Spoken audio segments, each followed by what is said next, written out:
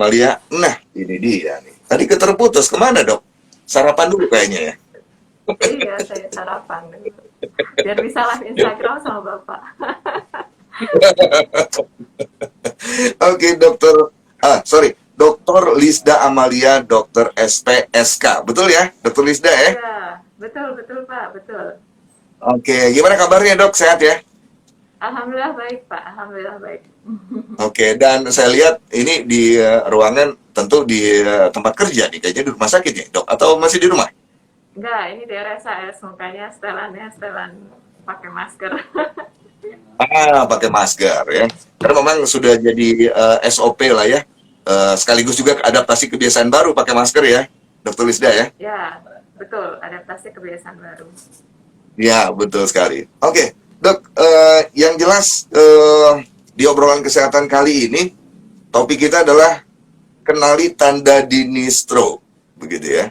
Wah, dan untuk sahabat Sonora yang sudah bergabung di live Instagram @sonora_bdg, kemudian juga di 93,3 FM Sonora Bandung, Anda boleh interaksi di SMS dan juga WhatsApp ya, 0811 190 1827, atau telepon juga kami buka di 022 4261 666 ya.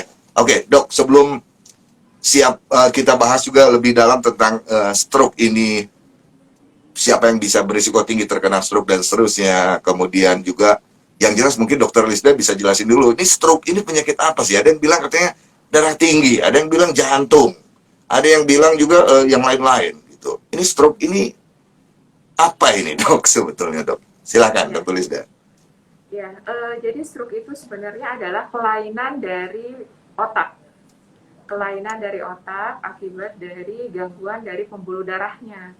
Nah, kelainan di otak ini bisa berupa perdarahan atau penyumbatan. Dan memang karena masalahnya di pembuluh darah otak, maka harus ada faktor penyebab nih. Bisa Hmm, hipertensi, bisa kolesterol, asam urat, diabetes atau kelainan jantung itu sendiri. Dan tandanya karena kelainan di otak, maka biasanya berupa kelumpuhan atau tiba-tiba bicara tidak jelas, tiba-tiba balelo bicara gitu tidak, ya. iya, atau tiba-tiba dia nggak bisa bicara gitu, tadinya ngomongnya lancar jadi nggak lancar, atau ternyata dia tiba-tiba kok melihatnya jadi double ya, atau pusing muter gitu. Nah itu tanda untuk ke arah stroke sebenarnya. Hmm. Oke, ini yang diserang organ apa di tubuh kita dok? Stroke ini dok? Yang diserang adalah otak, otak. Otak. Otak dalam Ya, artian apa ya? Saraf juga ya di situ ya. Di otak itu ada saraf dan seterusnya. ya karena otak itu adalah pusat syaraf, pastinya syaraf yang terkena. Oke. Nah, dok, ini yang lebih penting dan bahkan sebelum ke gejala dan seterusnya, dok ya. Ada yang bilang katanya kalau stroke ini hanya menyerang mereka kalangan lansia katanya. Benar nggak sih dok itu dok? Anggapannya usia 50 ke atas, 60 tahun ke atas gitu katanya. Mungkin itu dulu ya Pak ya, dulu gitu Itu dulu. waktu, iya sekarang udah umur-umur 35-an, 40-an, itu udah banyak Pak yang stroke. Iya. Dokter Lisda Itu yang karena pernah terima pasien umur berapa paling muda yang terkena stroke? kena stroke Ya. 17, Ah, 17 tahun tujuh Pak. belas tahun dok. Itu dari apa dok 17 tahun Iya, kena stroke? itu ada kelainan bawaan dari pembuluh darah otaknya Oh, Pak. Gitu. Jadi oke. artinya bisa kena ke siapa saja untuk kasus stroke ini. Dan seiring dengan perubahan pola hidup kita sekarang ya itu tadi, selain kelainan bawaan pada usia muda, ya umur-umur 30-an, 40-an itu bisa pola hidup ya. Kan sekarang lagi zamannya pandemi gini kita mager ya Pak biasanya. Mager Nah, ya, mager, betul. Makan generasi yang banyak ya. rebahan itu. Hah? Makan segala macam. Iya, ya alasannya kan harus jaga daya tahan tubuh gitu. Tapinya Ya. nggak ada gerakannya atau generasi rebahan gitulah, itu juga bisa Hmm, memicu terjadinya stroke ini juga tinggi dalam kondisi tersebut, sehingga harus balance lah antara apa yang dimakan dengan apa yang dimakan, harus balance sih sebenarnya. Intinya oke. sih seperti itu. Jadi stroke ini tidak melulu menyerang mereka kalangan lansia. Yang disebut lansia itu usia berapa sih dok? 40 ke Umur atas? 50 ke atas? definisi WHO terbaru lansia itu di atas 70 ya, lansia sekarang. Dan waktu dulu di usia 65 ke atas dulu. Tapi sekarang kan angka harapan hidup orang Indonesia WHO bilangnya udah lebih tinggi ya, 71 tahun. 71 ya. Jadi kalau usia awal loh, disebut lansia awal itu berarti usia berapa, Dok? 65, Pak. 65 ya. Oke. Intinya ini stroke ini tidak melulu menyerang kalangan lansia itu tadi atau usia 60-an ke atas, tapi usia 35-an juga itu sudah mulai banyak terkena stroke begitu ya. Oke. Ya, betul. Dok, ini yang sudah bergabung juga ada di kolom komentar juga ya di live Instagram @sonora_bdg, dan juga terima kasih yang menyimak lewat streaming sonorabandung.com. Mana saja yang memudahkan buat Anda interaksi, silahkan di live Instagram @sonora_bdg, mangga. Kemudian di SMS atau WhatsApp 0811 190 1827. Punten, Dok, saya memunggungi karena untuk melihat monitor yang untuk ini ya, WhatsApp. Oke, Dok. Bagaimana tanda atau gejala stroke? Nah, ini dia. Ya, yang jelas tandanya karena memang kelainannya di syaraf, di otak, ya biasanya yang pertama tuh mendadak, Pak. Keluhannya mendadak karena syaraf. Jadi dilaporkan tuh biasanya tiba-tiba nggak bisa ngomong, Dok. Tadi padahal bisa ngomong. Nah, itu satu, keluhnya mendadak. Kemudian kedua adalah adanya fungsi yang hilang. Fungsi tubuh yang hilang. Fungsi organ tubuh yang hilang gitu. Iya, tadinya bisa bicara nggak bisa bicara, tadinya bicara jelas jadi nggak jelas ya, balelo gitu. Tadinya bisa jalan jadi nggak bisa jalan, lumpuh separuh badan, syarat jalannya. Tadinya bisa ngerasa sisi sebelah tubuh jadi nggak bisa ngerasa. Mulutnya simetris ya, senyumnya bagus, itu cantik, ganteng, tiba-tiba mencong. Nah, itu salah satu tanda. Ataupun misalnya bisa juga tadinya dia melihat jelas jadi nggak jelas. Itu juga hati-hati kalau memang dia tiba-tiba clue-nya itu adalah tanda kemudian stroke. Yang terakhir, tanda yang berikutnya adalah pasiennya memang pemilik penyakit-penyakit yang sudah menahun, seperti punya darah tinggi, punya kolesterol, punya asam urat, sudah diketahui punya diabetes. Nah, itu memiliki kecenderungan untuk kita memikirkan kemungkinan tanda ini dari stroke. Oke. Dok, dari yang disebutkan tadi, gejala-gejala yang disebutkan tadi, apakah setiap orang akan mengalami itu, yang terkena stroke ya, yang terkena stroke itu akan mengalami itu, atau hanya salah satu saja di antaranya? Mulut bengok begitu ya, atau ada organ tubuh yang lumpuh dalam tanda petik begitu, nggak bisa digerakkan gitu, atau seluruhnya, atau hanya beberapa saja? Hanya beberapa, karena tergantung dari bagian otak mana yang terkena gitu. Oh. Jadi nggak semua. Kalau bagian otak kiri atau kanan, apa saja yang mungkin terkena organ tubuh, Dok? Karena otak sifatnya menyilang ya Pak ya, jadi kalau otak kanan yang bermasalah, maka otak kiri, jadi kelainannya di sebelah kiri. Jadi lumpuh kiri, gitu. mencong ke kiri gitu. Kalau otak sebelah kanan terkena, sebaliknya. Seperti itu. Jadi clue-nya memang menyilang si kelainan kalau di otak. Yang terserang ini sebelah kiri atau kanan, mana yang lebih parah, Dok? Atau sama aja? Sebenarnya sama saja. Hanya saja clue-nya kalau memang misalnya di otak kiri kan ada pusat bicara, biasanya orangnya nggak bisa bicara tuh kalau di otak kiri kenanya. Gitu. Tapi kalau otak kanan juga bermasalahnya, biasanya orang menjadi abai ya, dari sisi emosionalnya kadang suka lebih bermasalah kalau di otak sebelah kanan. Jadi masing-masing otak tuh punya spesifikasi job description-nya masing-masing. Iya, ya. Dan Punya kalau dia kena ya jobnya terganggu gitu. Oke. Dok, ini tadi ada yang sudah bergabung ya di kolom komentarnya live Instagram kita ini. Ada Ibu Nadia Niksani. Dok, mohon maaf, mau tanya terkait stroke, apa bisa disebabkan merokok? Nah, ini dia. Tapi jawabnya nanti, Dok. Kita break dulu ya sejenak ya, Dok ya. Untuk Ibu Nadia. Ya. Stay tune dulu, kami segera kembali setelah beberapa pesan berikut ini ya. Oke, Ibu Nadia, mohon bersabar ya. Kita sambil break iklan dulu ya, Dok ya. Sebentar ya. Iya, siap.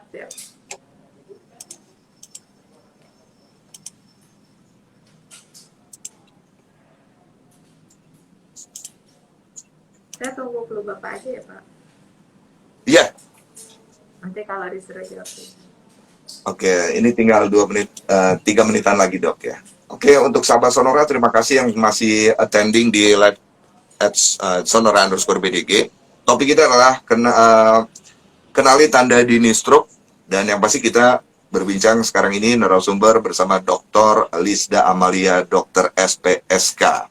Dan Anda bisa simak juga di live streaming sonorabandung.com. Kemudian untuk interaksi juga bisa pergunakan kolom chat ya. Untuk Bu Nadia mohon bersabar ya Bu ya, sabar. Nanti kita akan bahas sambil kita, karena on air juga di 93,3 FM Sonora Bandung.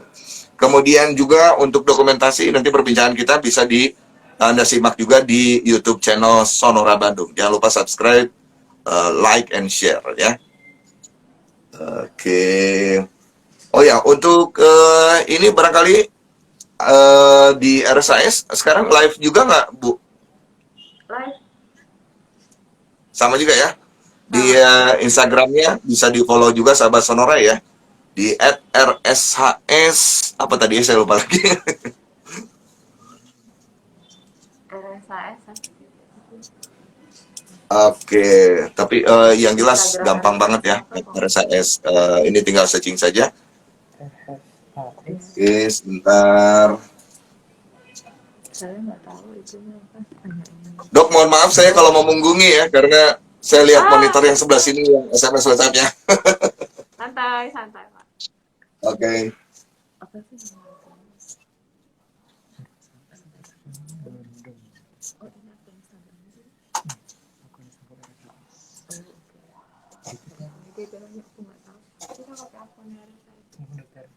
Dari orang ini.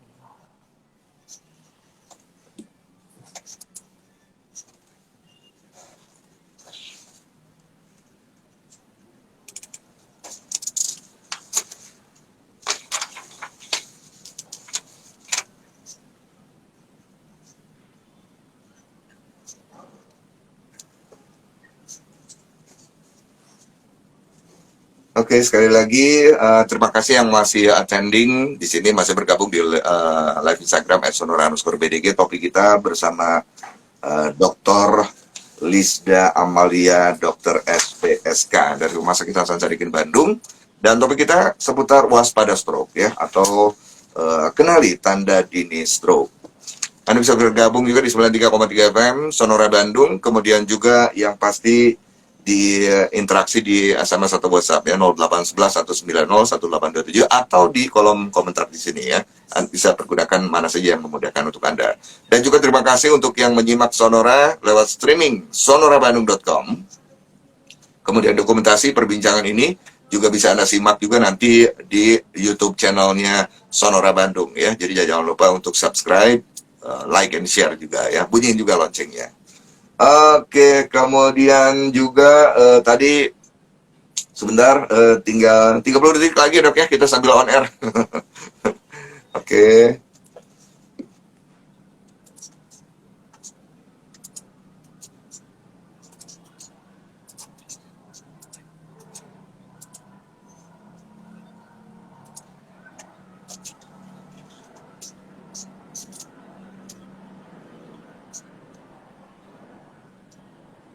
Oke.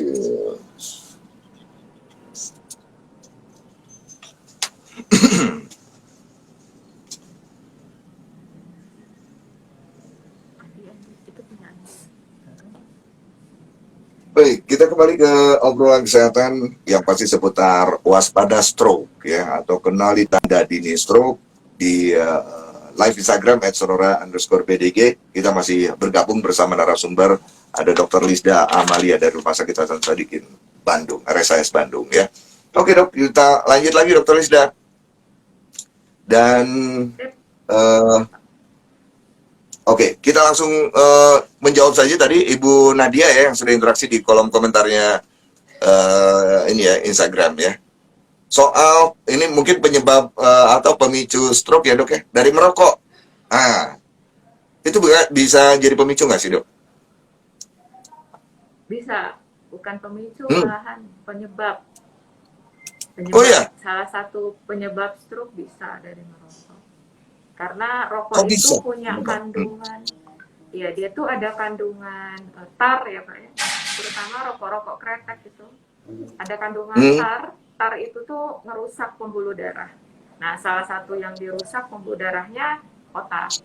Jadi dia bisa menyebabkan terjadinya stroke. hmm. Oke, jadi perokok termasuk berisik tinggi, terkena stroke, bisa dikatakan. Ya, betul. Waduh, terutama yang perokok kretek ya. Oke, tuh Bu Nadia ya jadi. Oke, ini selain rokok, Dokter Lisda, apa yang apa ya yang bisa menjadi pemicu atau penyebab seseorang kena stroke? Alkohol, peminum alkohol juga Alkohol. bisa tuh Bang. Ya, Hmm. kemudian mungkin stres ya, stres dari fisik, psikis itu kan nanti efeknya kalau jangka lama mempengaruhi ke bagian dari apa pembuluh darah otak atau bagian dari denyut jantung dan sebagainya. Kalau kelanjutan keterusan ya yang lama ya, yang menahun artinya yang udah kronis, itu bisa juga jadi faktor penyebabnya. Cuman kalau yang secara Oh, langsung menyebabkan ya yang biasa aja, yang hipertensi, kolesterol, diabetes ya gitu-gitu. Tetapi yang sekarang-sekarang nih justru pemicunya banyaknya itu gaya hidup ya, lifestyle, kurang gaya gerak, hidup, kemudian lifestyle. Ya. ya merokok kan termasuk lifestyle, Hmm, hmm. kemudian alkohol nih gitu. Atau yang terakhir-terakhirnya ada yang dari ini Pak, obat-obatan terlarang. Oh, Jadi ya kayak misalnya ekstasi itu kan dia bikin orang menjadi euforia ya.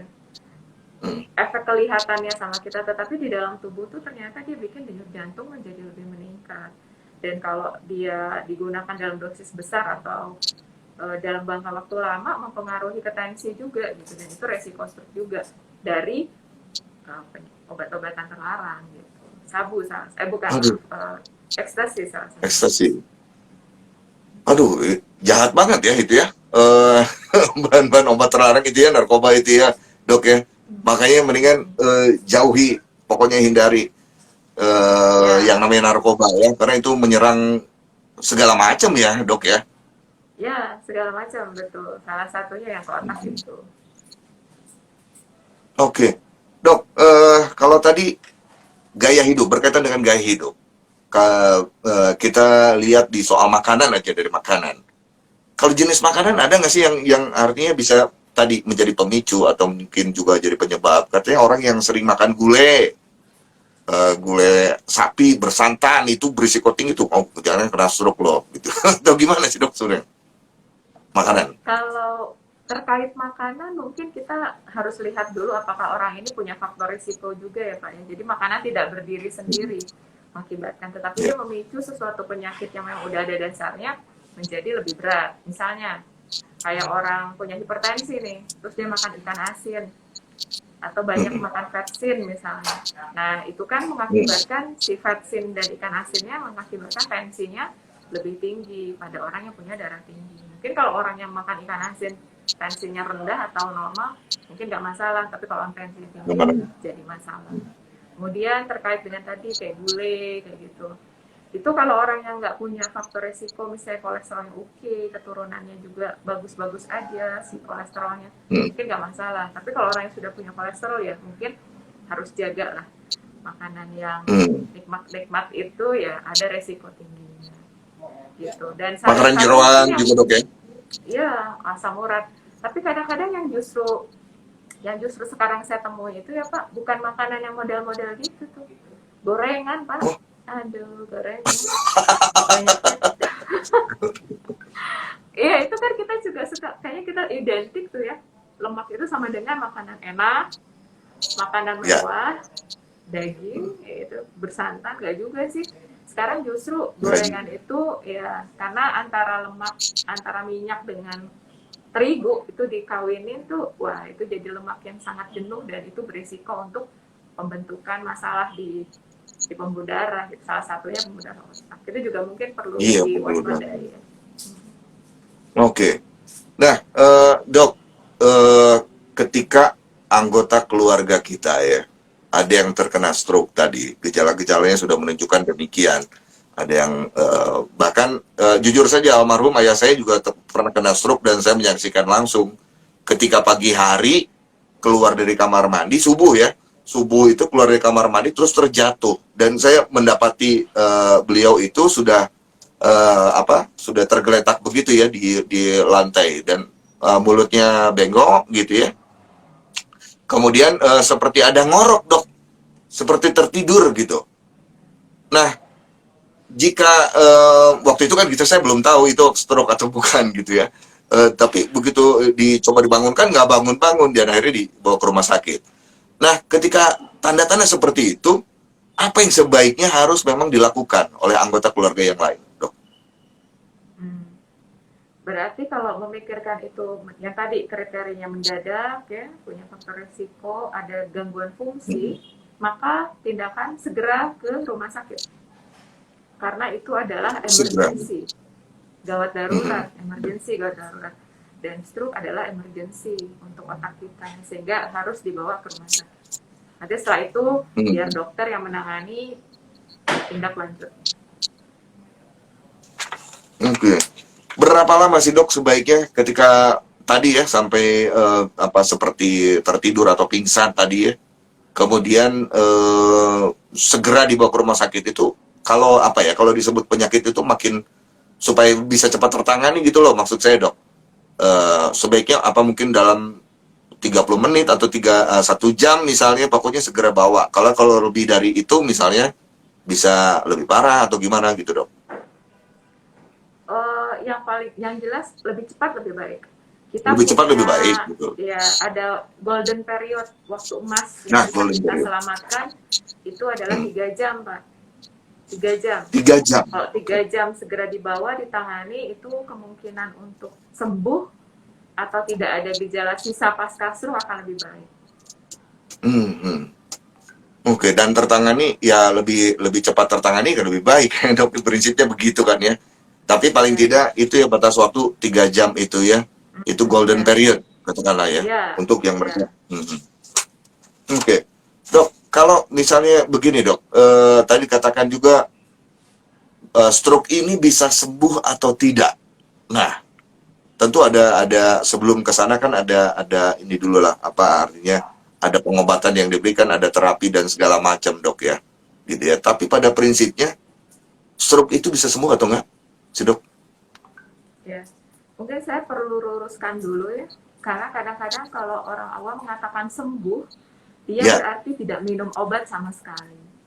Tidak ada Hmm. gejala, tidak perlu minum obat. Seperti kayak batuk pilek, kalau sembuh kan udah nggak perlu minum obat, Ya. dan dia sudah nggak ada gejala.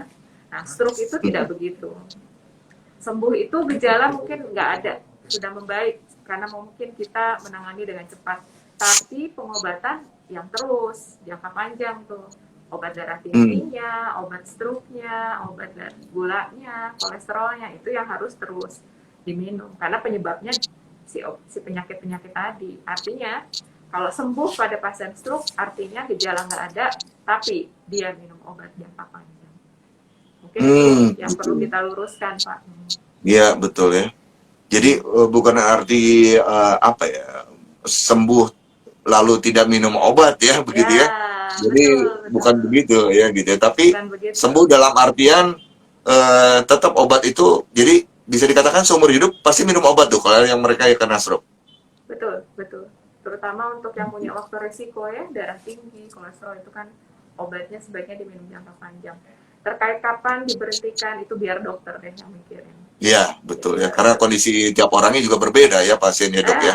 betul. Betul. Kita kontrol Betul. lah, biar dokternya bisa menilai seperti itu. Iya, betul. Dok, kalau berkaitan dengan stroke ini, Dok, kira-kira kalau misalnya artinya seseorang yang menjalani terapi atau juga dari penyakit saja dulu, Dok ya. Oh, saya begini, ada mereka yang punya penyakit bawaan sebelumnya seperti tadi hipertensi, kemudian diabetes atau juga kolesterol. Itu kalau misalnya terjadi komplikasi mungkin itu berarti lebih parah ya, Dok ya. Komplikasi penyakit maksud saya dia. Iya. Stroke itu sebenarnya komplikasi dari penyakit hipertensi yang nggak terkontrol, komplikasi dari penyakit gula yang nggak terkontrol, itu stroke itu tuh. Mhm. Jadi makanya kalau mau cegah stroke, ya yang paling mudah adalah hipertensi ditanganin, tensinya dibagusin, terkontrol, gulanya terkontrol, kayak gitu. Sehingga Mhm. komplikasinya bisa kita hindari.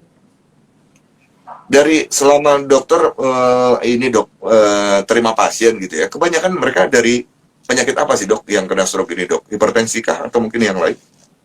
Darah tinggi ya nomor satu. Darah tinggi.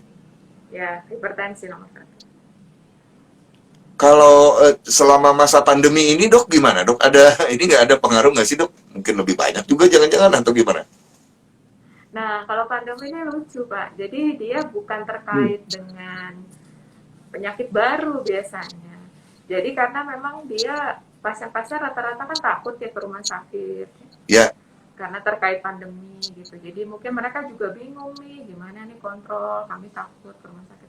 Sehingga biasanya kejadiannya justru stroke yang berulang gitu. Oh. Stroke yang berulang karena dia tidak datang kontrol gitu. Kalau stroke Hmm. baru juga banyak, tetapi mungkin karena tidak datang ke rumah sakit, kita tidak bisa menilai dengan baik sebenarnya. Karena Hmm. pasien-pasiennya rata-rata juga datangnya terlambat sekarang selama pandemi. Yang Iya tadinya karena tadi ya biasanya, ada kekhawatiran. iya betul, karena mungkin takut juga kan ya ke rumah sakit. Perubahan dari gaya hidup juga rata-rata karena memang banyak di rumah kayak gitu ya dan tidak kontrol juga, jadinya faktor-faktor resiko yang tadinya sudah bagus terkendali ya agak lari-lari lagi nih gitu sih, faktor resikonya belum terkontrol lagi, Hmm. rata-rata sih seperti itu yang saat pandemi ini ya. Padahal nggak kemana-mana itu ya. Justru di Iya, rumah mager bisa jadi dari makanan, bisa jadi nggak pernah olahraga juga gitu ya. Itu ya. iya dan mungkin Oke. obatnya juga jadi terhenti ya Pak ya karena mungkin takut ke rumah sakit tadi gitu. Iya. Oke, ini si COVID juga turut ini ya, turut memperparah juga ya si COVID ini ya. Iya, iya, iya.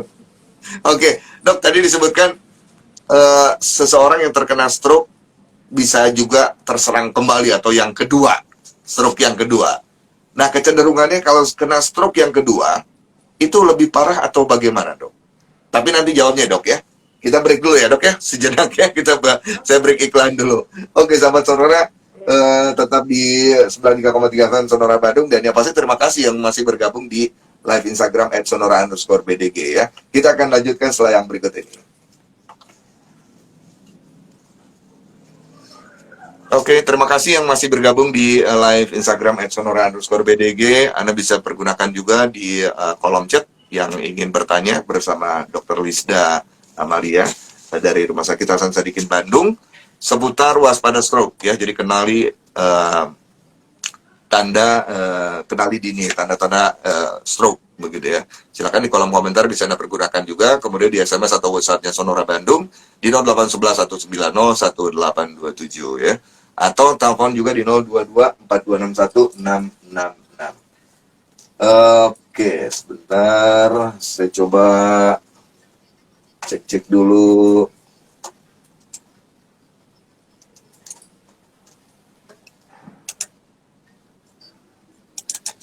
Oke.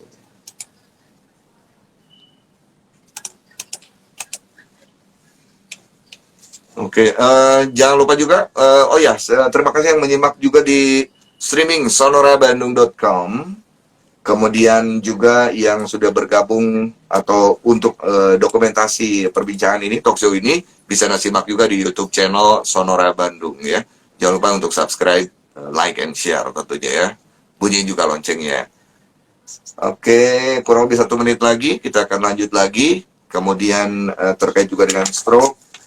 Tadi sudah disampaikan juga oleh Dr. Lisda bahwa ini tidak melulu menyerang lansia, begitu ya dok ya. Tapi juga waspada mereka yang kalangan usia 35-an, begitu ya, sudah mulai hati-hati juga.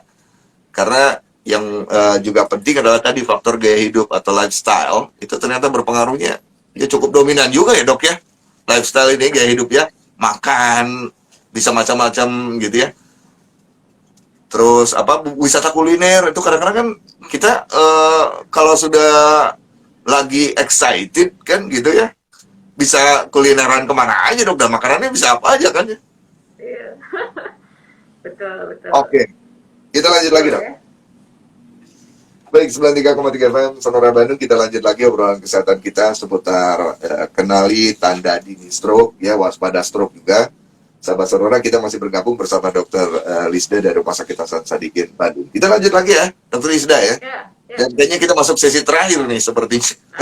Tapi kita lanjut saja lah. Yang pasti untuk Anda, sahabat Sonora yang mau bergabung, masih ada waktu juga di SMS atau WhatsApp 08191901827. Kemudian line telepon juga kami buka di 0224261666. Termasuk di kolom komentarnya di live Instagram di kali ini ya. Silakan saja mana yang memudahkan. Oke, dok. Seseorang yang terkena stroke itu memungkinkan juga ya, bisa saja terkena stroke yang kedua gitu.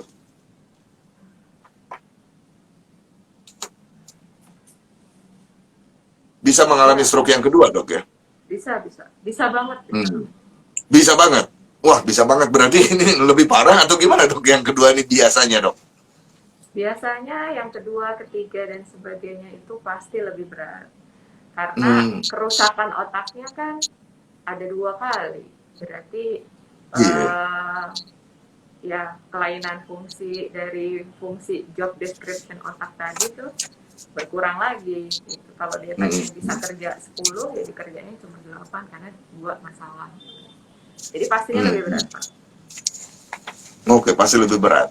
Dan nah ini dok, ketika mereka yang terkena stroke kemudian juga menjalani terapi begitu ya, menjalani diobati, itu kalau di ini waktu bisa berapa lama dok ya si orang yang terkena stroke ini menjalani pengobatan kemudian bisa relatif kembali beraktivitas lah gitu ya, walaupun tidak 100% normal gitu ya, karena kakinya biasanya kan ada yang jalan di esot gitu ya, maaf, dan segala macamnya. Tapi biasanya menjalani pengobatan terapi ini berapa lama sih dok mereka yang kena stroke ini?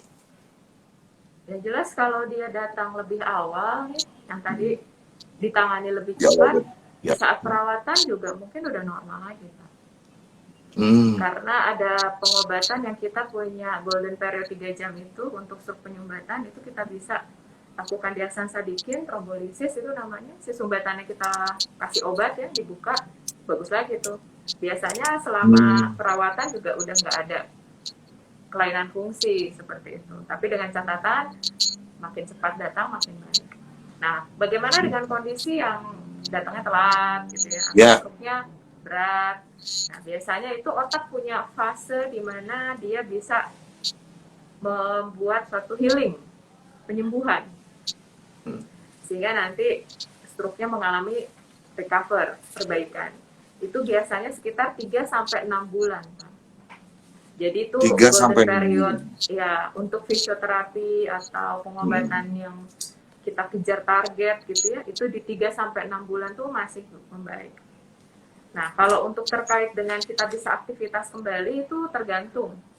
Tiap orang beda-beda. Kalau memang misalnya guru gitu misalnya, terus ada masalah dengan bicara gitu, ya mungkin dia walaupun dia tangannya bagus bisa jalan, tapi fungsinya dia terganggu untuk bicara, mungkin waktunya agak lebih lama ya.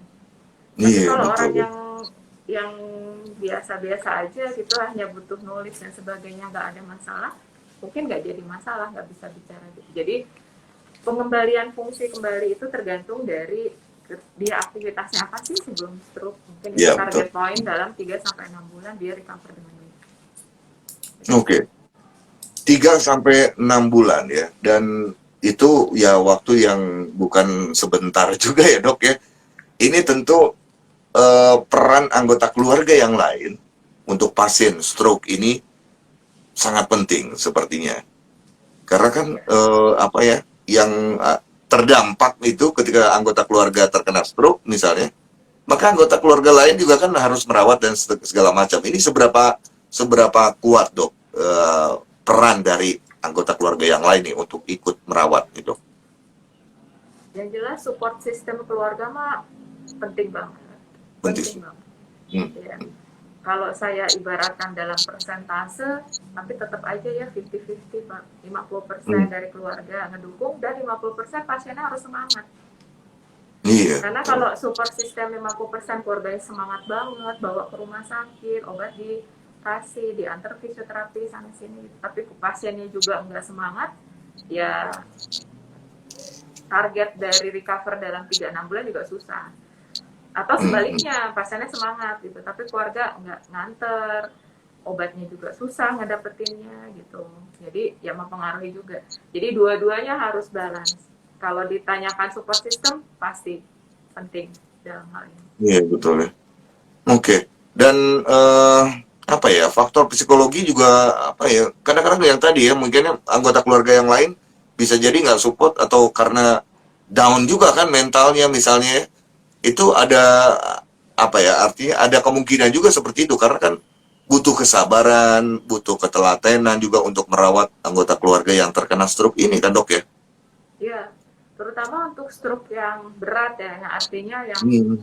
di apa di tempat tidur aja atau di kursi roda aja. Tadinya Iya. orang ini aktif gitu, orang aktif kemana Hmm. kesana kemari gitu, terus tiba-tiba kena stroke dan harus diam di rumah. Itu juga beban tersendiri untuk pasien. Dan saya kadang-kadang kalau ngerawat pasien stroke berat gitu ya, apalagi udah tidur lama tuh pasien saya jadi dua Pak, satu keluarganya, satu pasiennya.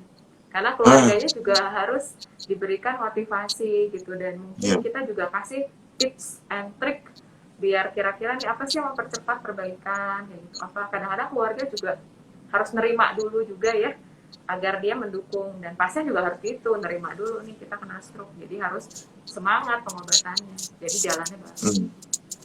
Iya, betul ya.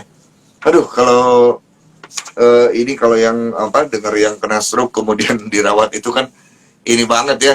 Dan saya tahu betul begitu mengalami itu, Dok. Gitu ya, ketika orang tua saya dulu begitu terkena stroke. Nah, ketika dulu itu, Dok, saya ingin berbagi juga pengalaman ketika diperiksa di apa di CT scan ya, di bagian otak itu ya. Itu ada terlihat apa gumpalan putih yang disebut pembuluh darahnya pecah waktu itu disebutkan demikian. Itu termasuk yang parah atau gimana, Dok? Kalau sampai begitu. Kalau dari segi keparahan memang stroke perdarahan lebih parah Pak, Hmm. daripada stroke penyumbatan kayak gitu. Oh, oke. Cuman kalau penanganan dari perdarahan itu cepat, bagus, bagus responsnya. Hmm. Dan gejalanya menakutkan ya untuk pasien-pasien tuh, biasanya kalau pendarahan itu kan sampai nggak sadar orangnya, Ya. muntah-muntah, nyeri kepala, dan itu buat pasien atau buat keluarga membahayakan gitu. Jadi dia Hmm. cenderung akan mendapatkan penanganan lebih cepat dibandingkan dengan yang penyumbatan. Kalau penyumbatan kan orangnya masih bisa ngapa-ngapain, tapi tiba-tiba memburuk nih 5 hari, ya itu kadang-kadang jadi yang bikin banyak eh, cacat itu sebenarnya yang penyumbatan karena telat diobati. Kalau perdarahan Oh, karena itu. emergensi apa orang lihat nggak sadar nih, muntah nih hebat gitu, kan lebih khawatir gitu. Jadi tetap harus Hmm. ditangani sebenarnya. Oke. Ketika seseorang menjalani pengobatan terapi yang stroke ini, Dok, soal makanan atau minuman itu ada pembatasan yang sangat ketat, Dok. Asupan makanan, minuman, begitu. Sebenarnya kalau stroke-nya tergantung penyebabnya apa, Pak. Kalau Oke. dia misalnya darah tinggi, pastinya kita lihat dulu nih. Kalau orang-orang yang memang cenderung tensinya agak nggak stabil walaupun dengan obat, maka makanan mungkin perlu diet rendah garam misalnya. Mhm. Tapi memang kan pasien kita kadang-kadang, aduh nggak enak nih makan nggak ada garam gitu ya. Kadang-kadang saya apa namanya, mencoba untuk me, apa, menanganinya itu pasiennya bolehlah pakai garam, tapi kita mesti evaluasi dulu nanti tensi ya. Kalau tensinya bagus ya oke lah gitu. Tapi jangan tambahan lain selain garam. Jangan pakai vaksin atau apa. Yang kedua, Oh, kalau diabetes nih, diabetes itu memang harus kontrol dari diet pasti. ya. Jadi biasanya dia makanan yang mengandung gula, kemudian karbohidrat itu dikurangi seperti itu. Hmm. Tapi Hmm. spesifik yang terkait stroke yang lain mungkin karena penyakit penyertanya aja sih Pak yang membuat makanannya juga harus diawasi gitu. Hmm. Hmm. Oke. Minuman tertentu misalnya ada yang sebaiknya dihindari misalnya dok.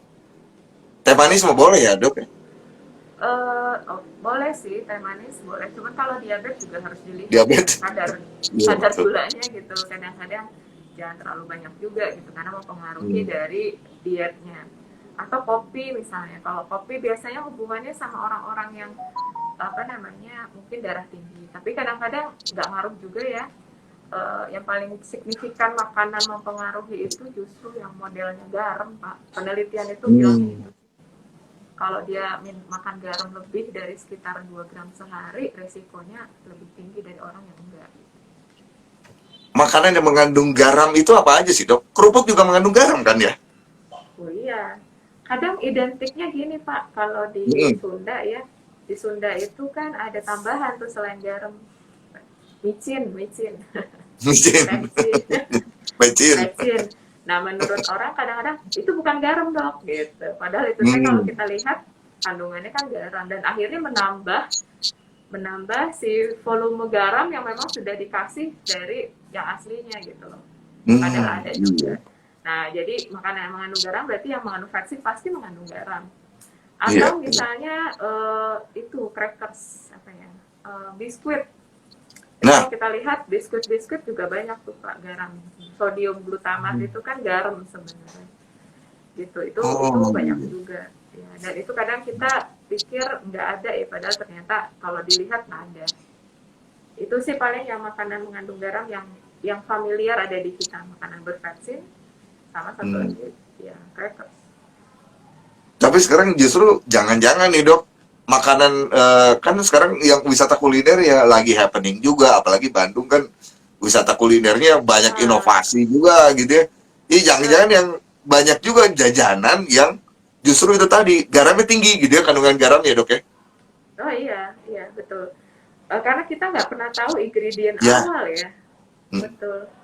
Dan karena kita nggak tahu ingredient awal, kita nggak bisa menilai udah berapa banyak nih kita makan garamnya ya nggak bisa gitu. Cuman kadang-kadang bisa kita evaluasi juga dari itu sih, dari tensi kecenderungannya bagaimana tuh setelah makan tensinya. Kalau memang benar ada kandungan garamnya tinggi ya pasti cenderung pada naik. Cuman makanan kuliner emang menggoda ya Pak ya, Itu, menggoda itu dia. Tapi paling tidak itu dibanding ya, sendiri. kita kita ini cek tensi aja dok ya, buat yang Ah, dewasa, yang betul paling ya, mudah. Jadi kalau udah kontrolnya. kontrol. Nah ini dok, supaya lebih ke mencegah nih dok, kita di menit terakhir juga, supaya kita nggak kena stroke lah. Semua orang tentu ingin sehat ya dok ya. Tapi dari sedemikian banyak godaan di luar sana juga, gaya hidup juga iya gitu ya, kulineran juga iya. Kira-kira dokter punya tips gimana dok supaya kita nggak kena stroke lah ya gitu dok. Hmm. Yang pertama harus tahu diri, tahu Hmm. diri. Artinya ketika kita udah pernah stroke misalnya, ya kontrol lah teratur. Obatnya diminum teratur. Kalau Hmm. misalnya kita memang udah punya darah tinggi, ya minum obatnya teratur, makanannya juga dijaga dong, jangan yang banyak garam. Ya. Itu tahu diri itu satu. Kemudian yang kedua, kalau misalnya memang kita punya faktor risiko nih dari keluarga nih Pak, ya misalnya punya ada hipertensi deh, biasa Ya. diturunkan tuh Oh. ada ada diabetes nih di keluarga, ada kolesterol itu biasa diturunkan, berarti kita harus jaga jaga dengan pola hidup yang baik. Hmm. Pola hidup yang baik. Jadi mungkin kalau kita punya keluarga darah tinggi, jangan sampai kita darah tinggi. Caranya gimana? Ya dietnya harus bagus, pola hidupnya harus Hmm. baik, Iya. gitu. Hmm. Olahraga yang benar itu. Artinya yang kedua adalah lifestyle. Yang ketiga, kalau memang misalnya kita sudah kena stroke Hmm. atau curiga ini ke arah stroke, segera ditangani, segera ke IGD. Mungkin itu 3 hal yang biar kita tidak terkena stroke, atau kalau udah stroke ya jangan berat lah. Gitu. Iya. At least tadi golden periodnya tidak bisa Ya, ini ya, bisa ini segera sebelum agar tiga bisa jam kita, gitu. betul betul itu akan lebih baik. Oke. Oh ya dok, tadi disebutkan kalau stroke-nya sendiri itu bukan penyakit yang apa ya, dominasinya keturunan ya, faktor keturunan nggak berpengaruh, tapi justru yang penyebabnya, penyakit-penyakit penyebabnya itu ada faktor keturunan yang berpengaruh, cukup Ya, dominan, darah tinggi betul. gitu ya, kemudian Betul. apalagi tadi dok barangkali Diabetes, diabetes, diabetes. kolesterol itu biasanya ada faktor keturunan. Dan jadi kadang-kadang udah diturunin nggak dijaga jadi gitu. Iya Nah itu benar. yang jangan sampai jadinya itulah. Oke. Baik dok, saya harus akhiri nih obrolan ini, walaupun saya yakin masih banyak juga yang pengen yang saya tanya gitu ke dokter Lisda ya, tapi karena waktu juga Ya, nih. Tapi mudah-mudahan next time dokter Lisda bisa bergabung lagi, bisa berbagi lagi dok ya. ya, Tapi di menit terakhir nih, dok, ajakan buat tips juga buat masyarakat dok, supaya tetap sehat, apalagi sekarang di masa pandemi juga dok. Godaannya makin kuat juga, jangan-jangan gitu. Mager ya, tadi. betul. Mager ya, mager sama Hmm. generasi rebahan. Jadi Donasi tipsnya urban. yang pertama jaga kesehatan. Bagi yang sudah memang punya masalah dengan kesehatan, kontrol ke dokter Anda agar Ya. apa yang sudah dokter berikan itu tercapai dengan baik. Dan bila terkena tanda adanya stroke, segera datang ke rumah sakit agar ditangani oleh dokter dengan baik sehingga tidak terjadi gejala sisa yang memberatkan kita semua, keluarga dan masyarakat tentunya. Seperti itu mungkin Pak. Oke, dokter Lisa terima kasih banyak sudah berbagi, sudah Sama-sama. meluangkan waktunya, dan next time bisa berbagi lagi ya, semoga ya dok ya. Ya, terima Oke, kasih. Terima kasih salam sudah buat diundang. rekan-rekan di RSI sana, tetap semangat ya dok ya, Tetap semangat tetap ya. sehat juga, salam Assalamualaikum. Tetap sehat. sehat. Ya, Oke, sama-sama. assalamualaikum, terima kasih. Waalaikumsalam Baik, warahmatullahi. sahabat-saudara, demikian perbincangan bersama Dr. Lisda Amalia dari Rumah Sakit Hasan Sadikin Bandung. Semoga bermanfaat, dan yang pasti terima kasih yang sudah join juga di live Instagram @sonora_bdg, yang menyimak lewat streaming sonorabandung.com, kemudian juga, dan sekali lagi kita ketemu lagi nanti berbincangan di topik berikutnya ya. Semoga tetap di 93,3 FM Sonora Bandung.